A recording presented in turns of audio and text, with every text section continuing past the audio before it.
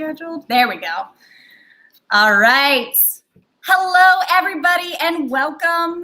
My name is Amy Ward, and today is a very exceptional day because we are back with our Marvelous Mondays. Portland Cocktail Week and the United States Bartenders Guild have brought Marvelous Mondays back to us now in two neat little programs. The first one that we are starting off today is called Make It Mobile.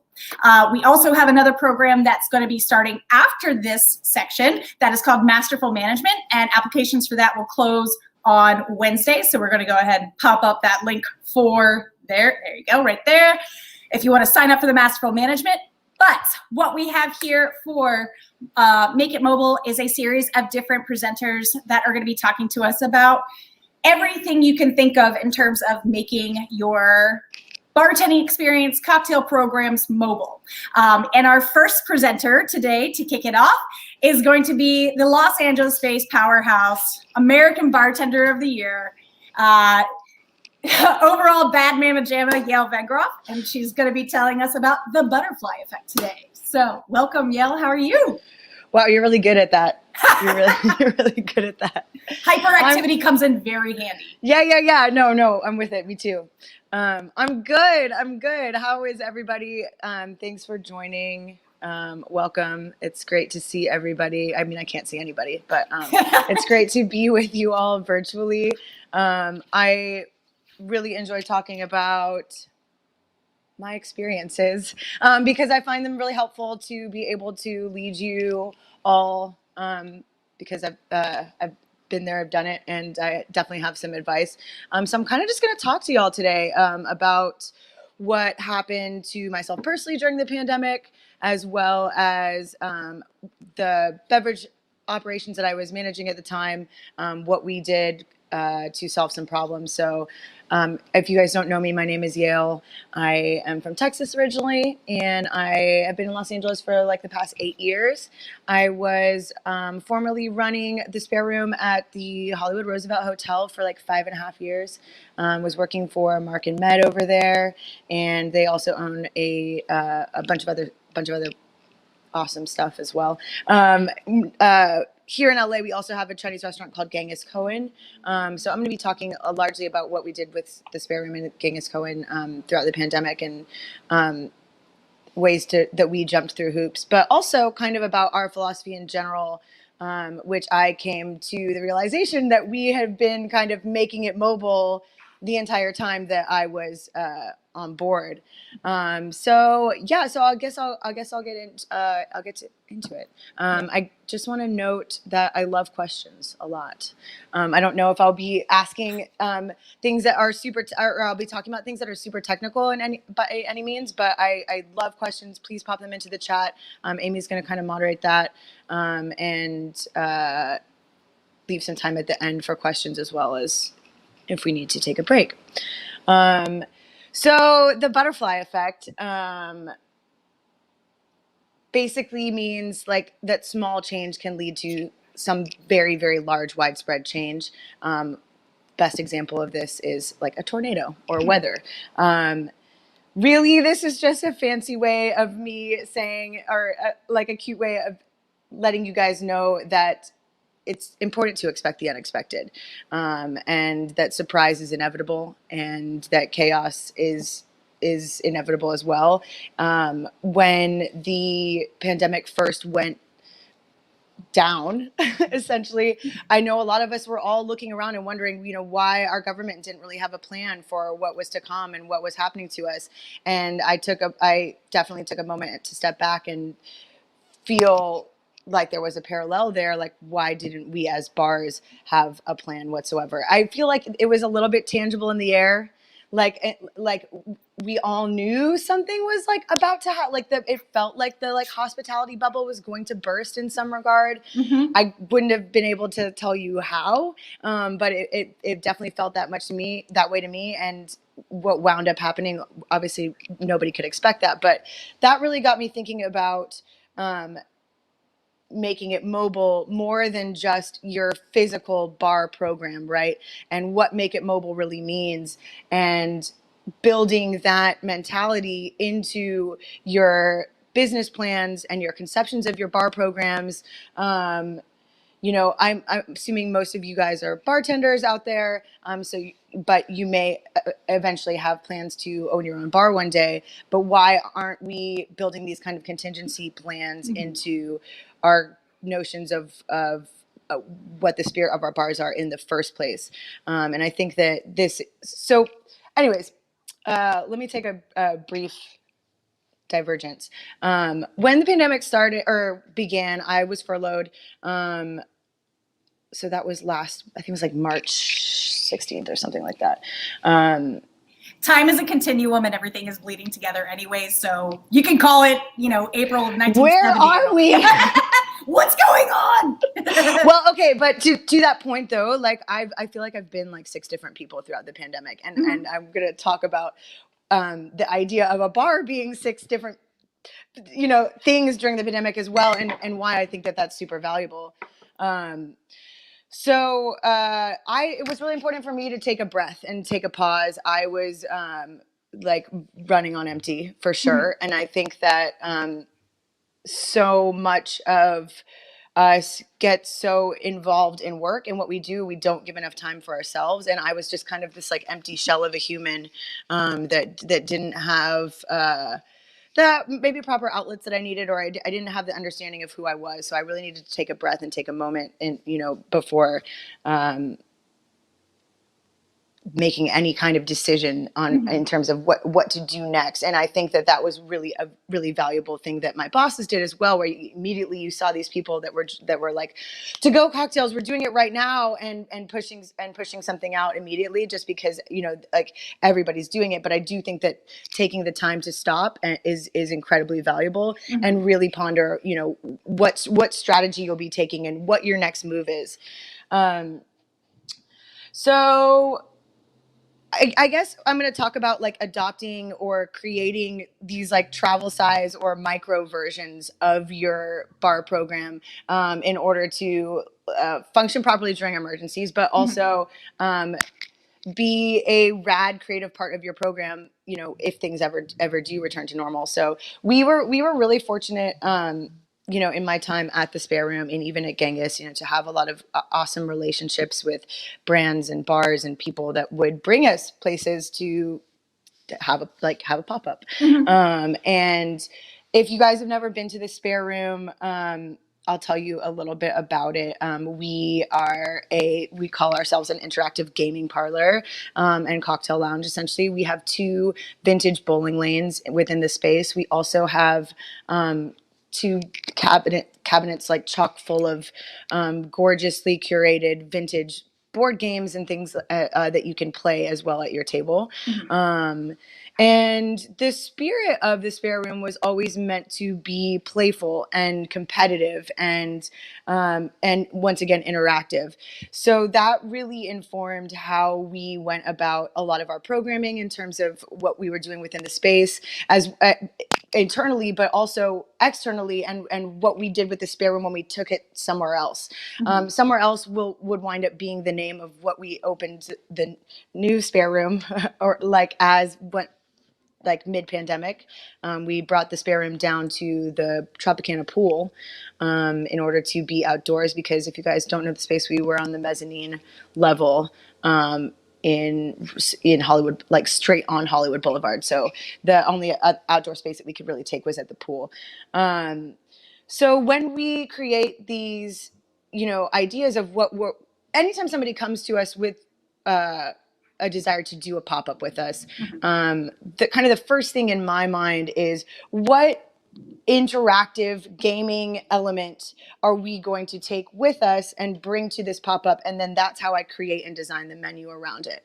So whether it's, okay, cool, like this is a cocktail tasting for consumers, what would be a really fun way to engage in all these consumers and get them to spend time with us at our booth, was we created like a little bingo piece of paper, bingo card, and that sent all the consumers on a kind of scavenger hunt throughout the whole space. We bring race car toys, and we theme it out essentially. But what I'm talking about is when looking at making it mobile or adopting a micro program, I think that what you really need to do is isolate one thing that really stands out to you, one thing that you're really good at, just one thing that you want to focus on in terms of your program, and kind of distill it down to that, and go from there in terms of figuring out like what you want to do and what works for you. So once again, with us, it was this like element of play, and that's what informed pretty much everything about us. And I think that's what makes us special. And I think that, if you've ever been to our party at Tails, which is called Ode to the Bowl, we have so many different, unique, what do you call it? Like activations happening at the same time, because we want the different play. We want the different interaction. We want to really like show people a good time, and that it's not just about the drinks. Right. And I think that it became so clear that it can't all be about the drinks during the pandemic. And, so, so essentially what I'm talking about is like utilizing theatrics and staging to really like tell a transformative story, or the transformative story of your space. And this was how you operated the spare room and all the pop-ups prior to pandemic as well? Yes, Okay. we did. And honestly, we even operated like our Genghis pop-ups. Like Genghis is a very like old school, like American Chinese vibe. Like it's definitely like a lot of hip hop culture rooted in there as well. So it's almost like, I think theatrics is like such a cool word. And a lot of bartenders out there are artistically inclined as well. Like it's almost like putting on a character. It's almost like, wearing a like literally like stepping into a character, and that character is your bar, or whatever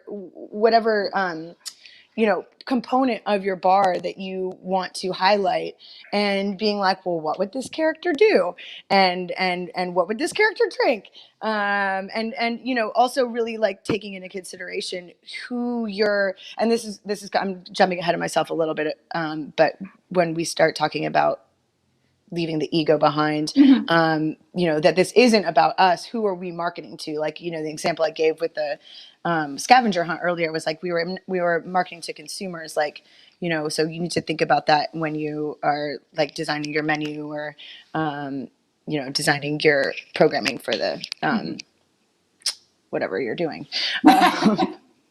So, okay, cool. I think so. I mean, do you want to get into talking about the ego right now? Sure. I mean, I feel like all of us can benefit. All of us can benefit from a little humility discussion here. Yeah, I think so. So, I mean, that's a perfect word. I think that the pandemic. I think that the pandemic was like so humbling for all of us, and like so important for us to kind of let go of the ego in order to even embrace change. I remember at one point, I think it was like the 4-month mark during the pandemic, I was like, when it like looked like things were going to open, and it was like, just kidding. Yeah, like I don't know if I'm ready to go back yet. Like I really wanted to evolve and change, and if I go back and I'm just doing the same thing that I was doing before,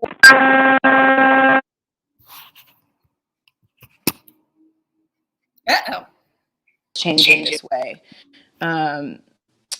So I, it's like all of a sudden, and so the first thing to go right is like all these like frivolities and kind of like niceties and preciousness that we hold so dear to us and like attach so much to. And I think that like one of the perfect examples was garnishes. So if you know anything about me, I am pretty garnish heavy. I like, my bartenders have cursed me in the past. I love the aesthetics of a cocktail. I think that simple garnishes can be gorgeous too, but I definitely tend towards more is more. And when I was creating the to-go cocktail program for Genghis Cohen, we were like a little bit, we took our time in terms of deciding, what route we wanted to go. And it was like, well, what are we going to do in terms of garnish? And I looked around, and we kind of like looked at old school kind of aesthetic vibe of Genghis Cohen, and we're like, no, like no matter what I do, if it's like a to go ramekin or this or that, like it's out the window. Like the cost on the bottles alone was already, you know, too high for it to even really be profitable. And ultimately, if you guys are gonna stick around for the post part of this seminar afterwards, we're going to really, I'll be speaking with Megan Dorman and Alex Trump. We're going to really get into the details of the to-go cocktail programs.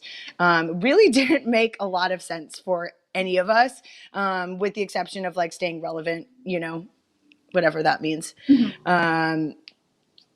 So, you know, it was like, I don't know if any of you guys had that moment at home where, like, you know, you guys went from like drinking, you know, top shelf mezcal and natural wine, and then now you're chugging watermelon vodka from a bottle, or like, you know, like the way that our drinking patterns or even our food patterns changed. Like I remember going to a dive bar when things like Fake opened up again, and ate like like, cause all I'd been eating was food at home, and it was like ate like one of those steak cut French fries, and like my mind exploded because I hadn't eaten.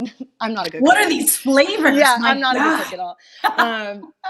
So like just kind of taking apart all of these side frills and really looking at what's important to us personally, and what's important to our program, and what our consumer or what our customers, you know, flock to us for. And I feel like there were kind of two ways to go about doing this, you know, in terms of like staying alive through the pandemic and letting go of your ego. And there was this kind of static path, is what I'm calling it, which is this path of like, how can I run the most skeleton crew of all time? What am I taking out in order to, like, you know, make rent and pay payroll? And how you can do that. And then this more like pivot path, we love this word so much, and, you know, seeing how having to adapt in these circumstances can really transform your space. In terms of like for us at Genghis, we really chose the first path, which was the static path, which was and a lot of that was because we had a successful to go food program already going on over there, like, you know, Chinese food delivery. So we were able to, you know, even when we have been allowed to open back up, it just didn't make sense because we had it running, you know, so like, you know, thin with such a skeleton crew that it didn't make sense. Just, we had to keep running it that way. But one thing we did add was these to-go cocktails, which come without garnishes, because guess what? That's not happening right now. You know, and there was a lot of letting go of like, oh my God, am I gonna let this drink go out? Like am I gonna put my name on this, you know, to-go cocktails that aren't garnished? Like, what? You know, and something fun that really happened in that process as well is one of the cocktails that we wound up bottling was our old school Mai Tai, which, you know, pre-pandemic we served in this like smoked tiki glass. It's like a more opaque glass. You can't really see the color of the drink. And batching this cocktail, and it is like poop brown colored, you know, because it's a Mai Tai.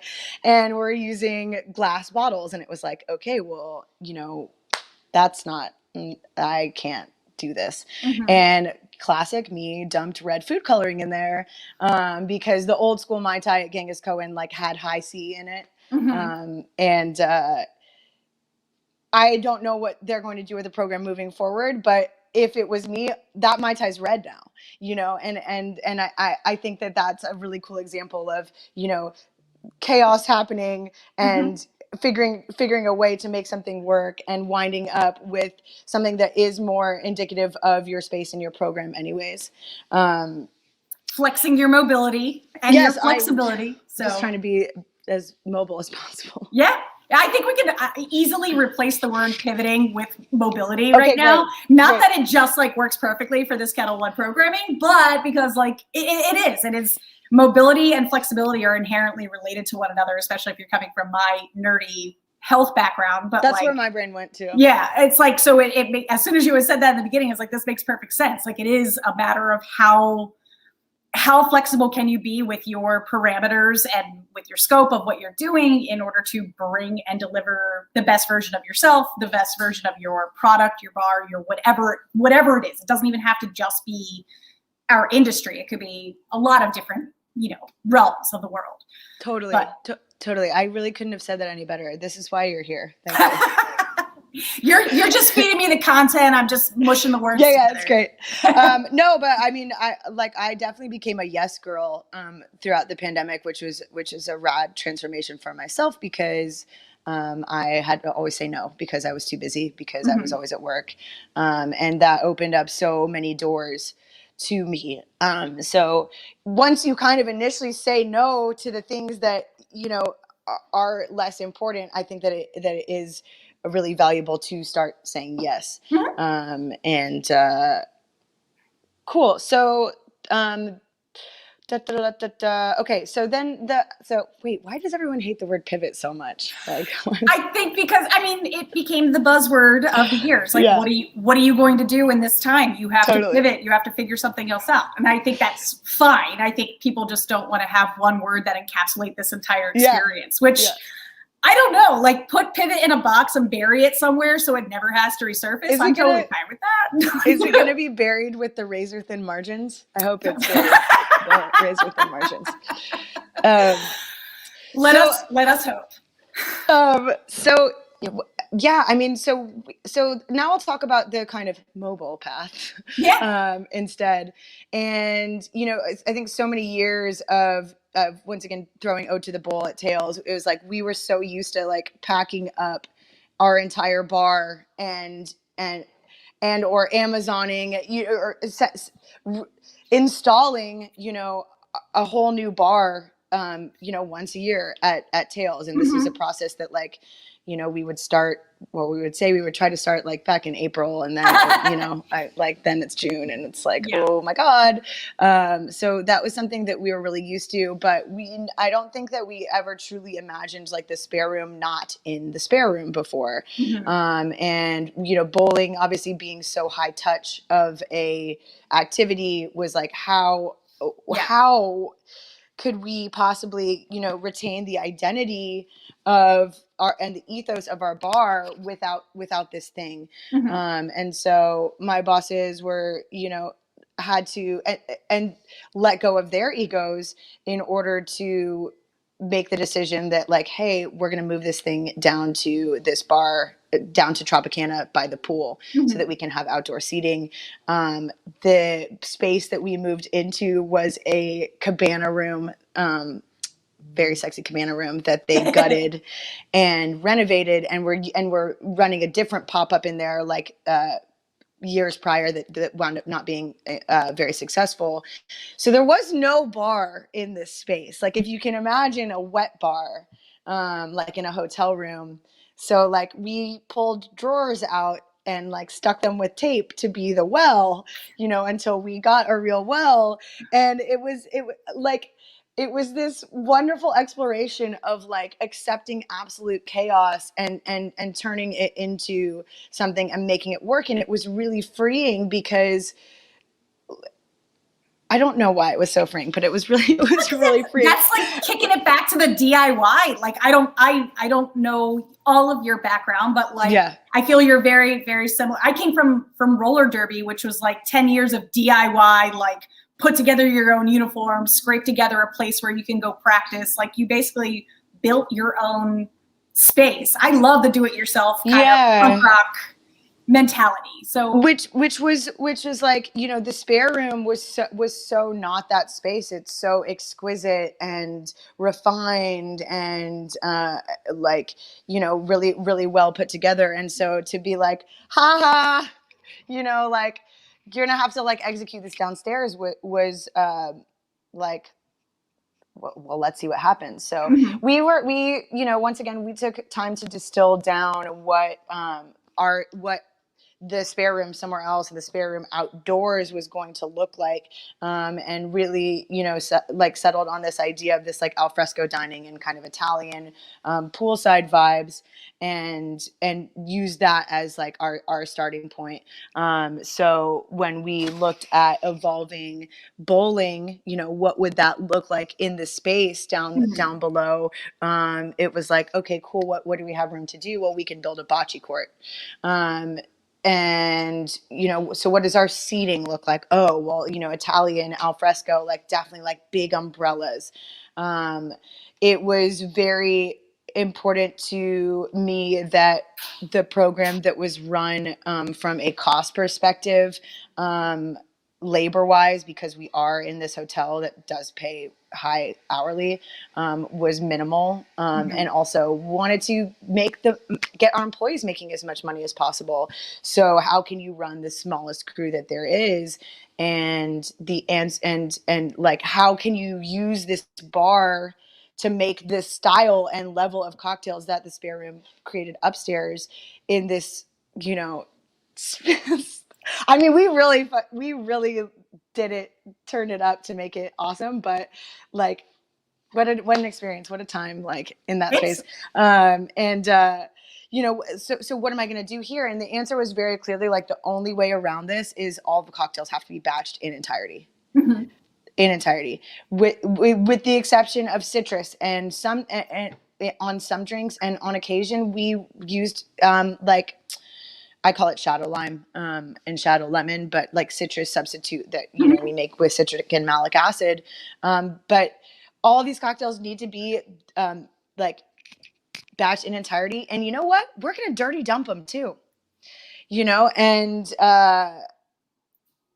really like coming to the point of like, what, it really doesn't matter. Not that it doesn't matter, but like, this drink tastes so subtly different from this one, like they're gonna love it.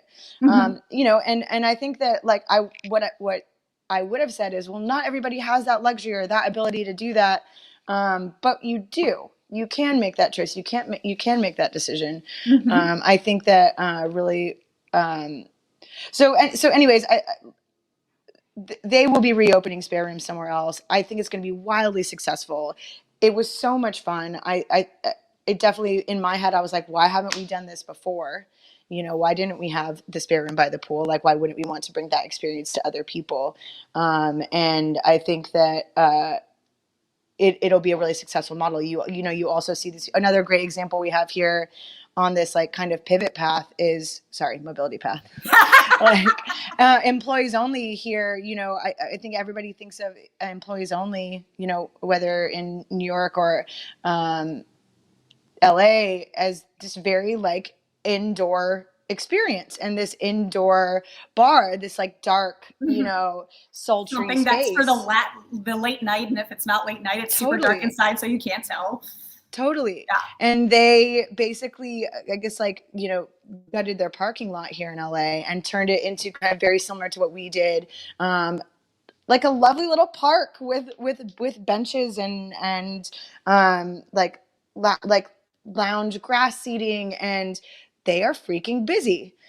Probably busier than they were when their bar was just available for indoors. And I think that you're seeing a lot of that, and it is a scary time for bar owners to kind of make this decision to like, what do I do next? Do I go back? Do I go forward? But I think that that's a really rad example of how you can turn your space into an even more successful space if you kind of let go of certain elements that, were attached to your ego and so on and so forth. Absolutely. You can make absolute you can take bare bones and you can still make beautiful things out of them. Like it's great when you have the resources and you have the budget to be able to do these wild and beautiful and extravagant things, but it doesn't mean you still cannot produce something killer with, something that's pre-batch or something that's 3 ingredients or something that's, totally. It's showing our flexibility. It's showing how many layers we have. We're like all just onions, bartending onions with so many layers to us. Totally. Did you all keep up the to-go cocktails when you were transferring everything down to the pool? Did we keep up with it? Oh, okay. So we did not we did not create So, any to-go cocktails so it was only for, until we reopened the spare room somewhere else, which was not until October. okay. And those, so the idea with those, and and this was another thing, is like, letting go of like, I'm going to bottle this thing and then there it goes. It's gone. Like, Yeah. there's no garnish with it and it's That's my representing the spare baby. room, and who knows what kind of ice they're going to put it on. And like, okay, let's be honest. Like, I don't really care about those things in the first place anyways. But some of you, at, more like precious establishments, may feel that way. And I think that, at the end of the day, we all crack open a White Claw and be like, that's actually delicious, so maybe we should just relax a little bit. But what was I going to say? So we made the to-go cocktails for the spare room available through for purchase at the front desk. So you could purchase them there for your rooms. And there was... That's a perfect segue then, because we have one of the questions that came in, and I'm sure the other stuff we can kind of talk about when we go into our other class. But so you already talked about the Mai Tai and coloration of that and how you invested for that. But since you were batching something out, leaving it at the front desk and letting it be available for purchase, what was your best takeaway in terms of keeping a cocktail that will travel? Like, what kind of cocktail did you build, knowing that you needed to have a shelf life and... Well, we were lucky that we have refrigeration up at the front desk.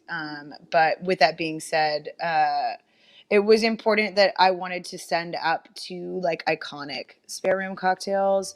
Here's an example of where I didn't let go of my ego. I could have put one of the drinks on the menu in a to-go bottle and sold it so that we weren't prepping 10 drinks instead of 8. But I didn't. But I did cross-utilize ingredients from things that were already being made. But I wanted to put 2 iconic drinks. I wanted one to be shaken and I wanted one to be stirred. Well, see, here we go again. Shaken. I mean, obviously they're not going to shake it. So both cocktails were pre-diluted. Nice. We decided to do 375 mLs. At spare room, as opposed to the 187 mLs that we were doing at Genghis. One reason for that being our audience, right? So our audience at Genghis is spending, less on drinks than they would be at spare room. One drink I did was a drink called the Blessings in Disguise, which is like a spicy margarita pisco mabobber. And that drink is tequila, pisco, grapefruit liqueur, honey, shadow lime, jalapeno tincture, and water. I think that was it. And so I use, it's a mixture of citric acid, malic acid, and water. A lot of people, I'm sure there's recipes all over the internet. Oh yes. Of citrus substitutes. There's a product, if you're overseas, I don't think there's anybody overseas here, but Mo at Two Schmucks introduced me to this product called Super Sour. That's literally a bottled version of kind of what I'm talking about over in Europe. So with the exception of the honey syrup in that cocktail, like it really was sustainable for a long time unrefrigerated. But I mean, obviously we refrigerated it, and honey syrup will last you a good amount of time. Where the issue was once we closed down, again, how do you monitor if there are any cocktails left at the front desk? Who's going to go make them? These sorts of things. So I'm sure that fell off once we reclosed down again, refurloughed again. And then the other cocktail I did was a drink called the Diamond Point, which was a hazelnut pineapple Campari Boulevardier situation. So booze forward, it was, whiskey, Campari, sweet vermouth, water, Frangelico, that's it. So, I mean, that was fairly sustainable as well. I wanted to do, I when I think of a to-go cocktail, especially like the ones at Genghis, because they have the pop-off caps, I always think of something like carbonated, and I really wanted to do that for the spare room as well. And I just took a look around at the work that I had on my plate and what was important. And it was like, do I really want to spend the time training, my poor prep, guys, how to like carbonate this thing and then funnel it back into a bottle, and then it's probably not as carbonated.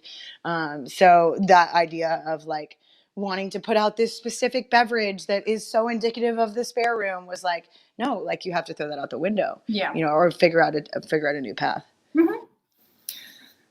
Sounds like you did plenty of work in that time, plenty of growth, plenty of change. And I didn't get to talk about it very much, but Yael and I are in the same mentorship program. And I know you had mentioned talking about do we want to talk about how to change and how to pivot and how to be flexible to the people that we're going to be mentoring? And now I understand what it was. And that was really cool. So yes. Awesome. So good to see that you had done that. I did have one more quick question before we wrap things up. Someone wanted to know if you would be willing to tell a little bit more about your shadow line. Yeah, for sure.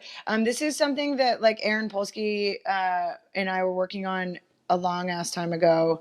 And I forget why, but this was something that I can't even remember why, but this was a formula that Polsky came up with, and then there was also Shadow Lemon.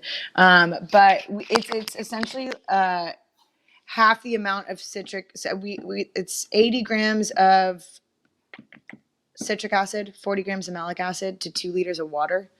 And then we zest lime zest into the mixture, stir it, let the lime zest sit in there for half an hour. Nice. The longer you leave it in there, the better, but don't forget to get it out. Yeah. And that's it.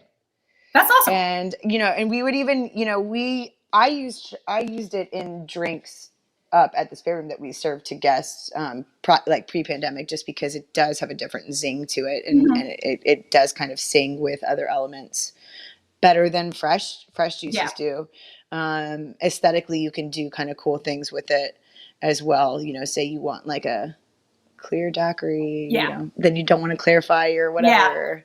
But yeah, so that's what I use. It definitely is relatively interchangeable with citrus. But you want to test it out. The viscosity isn't there. It's not there. And there are people out there that have experimented way further with their acid mixtures than I have.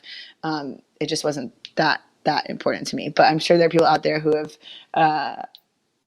techniques for adding viscosity or adding texture that you might be missing. But once again, for me, it was I just want the citrus. So yeah, absolutely. Awesome. So if anybody wanted to be able to get in touch with you, I know your Instagram says I don't use this thing, so don't follow me, but would you like to, if people can reach out to you? Yeah, I'll check it. You guys I will check it. You guys can come to my Instagram. It's at ASAP Stormborn. Shoot me a message and to connect with me there, and we can chat further. I guess, yeah. Perfect. Well, Yael, thank you so much for kicking off our marvelous Mondays Make It Mobile program. Thank you to Portland Cocktail Week and United States Bartenders Guild for putting this together. And thank you, Kettle One, for sponsoring us.